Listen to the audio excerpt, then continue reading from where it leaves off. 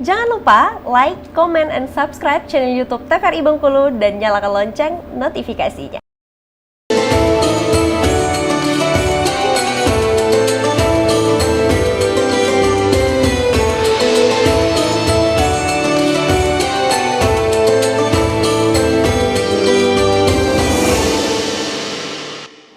Mutiara Kalbu TVRI Bengkulu, bersihkan diri, sejukkan hati. Baik pemirsa, masih di Mutiara Kalbu TVRI Bengkulu tentunya untuk hari ini, dan kita mengangkat tema mengenai lokasi boleh beda, silaturahmi wajib dijaga. Dengan narasumber kita ada Bapak Al-Ustadz Agus Delianto bersama dengan audiens kita kali ini. Ada ibu-ibu dan juga bapak-bapak dari karyawan-karyawati LPP TVRI Bengkulu dan juga Dharma Wanita LPP TVRI Bengkulu tentunya ya. Masih ada yang mau bertanya? Silakan kami. Oh, yang itu dulu, yang belum dulu ya. Gantian, silakan.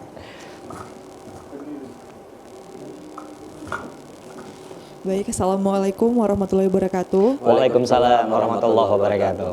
Ustadz, saya ingin bertanya nih seputar dengan silaturahmi. Saya sepakat sekali dengan istilah tadi bahwa kita harus selalu menjaga silaturahmi. Tetapi kalau kita berbicara kembali mengenai memaafkan dan meminta maaf, kadangkala ada masanya manusia ini menutup pintu maaf, Ustadz. Kita sudah berusaha untuk meminta maaf, namun orang yang dituju ini menutup. Ketika kita sampaikan pesan melalui gawai, tidak dibalas, tidak direspon, kita temui, kita datangi, tidak ingin bertemu gitu ya. Pertanyaannya adalah langkah terakhir apa yang harus kita gunakan untuk mencapai kata maaf? Karena saya pernah membaca sebuah istilah bahwa hablum minan nas itu harus diselesaikan dengan manusia. Beda di istilahnya dengan hablum minallah. Terima kasih Ustadz. Ya. Baik, luar biasa. Itu dia Pak Ustadz, pertanyaannya tentunya langkah terakhir kalau kita meminta maaf tapi orang itu tetap tidak mau memaafkan. Pak Ustadz, itu pertanyaannya. Mungkin ada hubungannya dengan hikmah memaafkan ini Pak Ustadz. Boleh, silakan.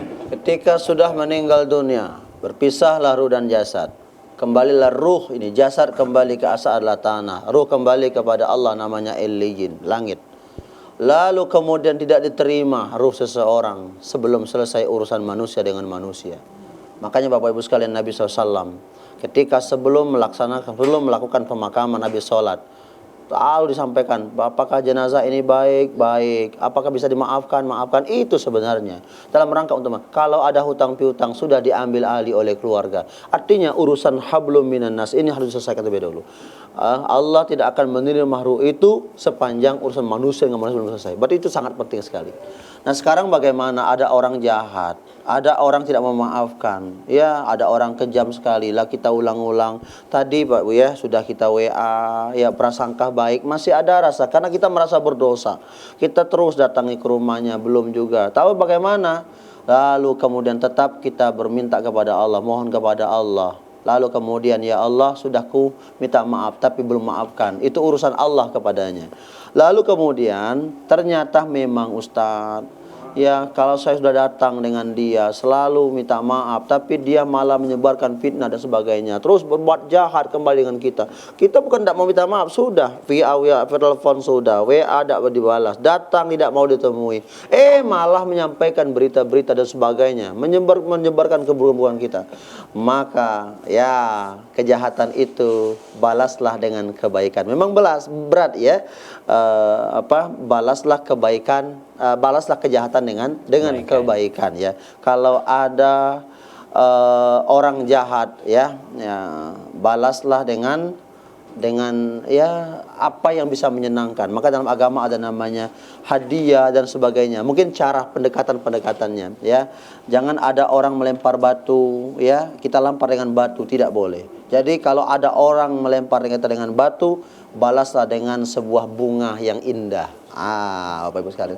Masih jahat juga Ustaz, balas dengan bunga. Masih jahat juga, lempar dengan potnya. Bukan berarti itu ya. Tapi tidak, itu manusiawi. Itu dimakan tadi, manusiawinya. Manusiawi itu begitu Bapak Ibu sekalian. Ada kadang kita jenuh dan sebagainya. Tapi ingat ya, pasti ya yang namanya kejenuhan, ada saatnya tidak jenuh lagi. Itulah dunia.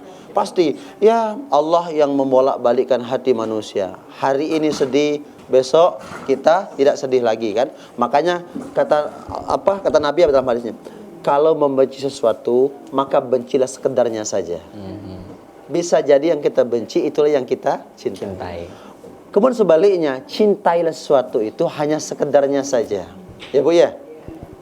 Ya, bisa jadi yang kita cintai itulah yang kita benci. Benar Bu, dunia. Cintai sekedarnya saja. Suami Ustadz. Jawabannya Pak Ustadz.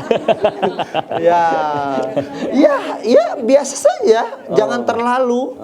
Sebab dunia memang dunia kalau sudah terlalu Bapak Ibu sekalian, ya, maka akan sakit hati. Maka terlalu berharap kepada dunia, yang muncul adalah sakit hati Bapak Ibu sekalian, ya kan? Kalau sering berharap kepada manusia, maka jangan sekali banyak berharap kepada manusia. Jangan berharap kepada, karena dunia adalah sementara. Banyaklah berharap kepada Allah yang maha luas karunia-Nya, ya. Jadi banyak-banyak berharap karunia dari Allah Subhanahu wa taala. Masya Allah, luar biasa tentunya ya. Boleh kesimpulan kita hari ini Pak Ustadz dengan tema kita mengenai lokasi boleh beda, silaturahmi wajib dijaga untuk Mutiara Kalbu TVRI Bengkulu di kesempatan hari ini. Silakan. Bapak Kepala Stasiun yang saya hormati dan beserta staf yang saya hormati, Bu Dharma Wanita, pemirsa di rumah yang dirahmati oleh Allah Subhanahu wa taala. Tentu mari kita manfaatkan, gunakan kesempatan bulan yang begitu mulia ini, begitu yang baik ini adalah bulan Syawal, dalam rangka untuk bersilaturahim, meminta maaf dan saling memaafkan. Dan sangat penting adalah amalan-amalan Ramadan yang sudah kita lakukan. Ya, tentu ada pelajaran positif kembali kepada kita. Artinya apa? Istiqomah kita melaksanakan ibadah bulan suci Ramadan. Kalau bulan suci Ramadan adalah kita jaga lisan, tidak makan dan minum, siap. Tapi kemudian kita tidak mau mencelakai orang lain, tidak menzalimi orang lain. Artinya apa? Kita betul-betul dijaga fitrah kita. Maka dari itu, setelah keluar dari Ramadan, maka kita bisa untuk kembali mengamalkan apa yang kita lakukan selama bulan suci Ramadan. Intinya saling memaafkan. Jarak bukan jadi persoalan untuk memaafkan.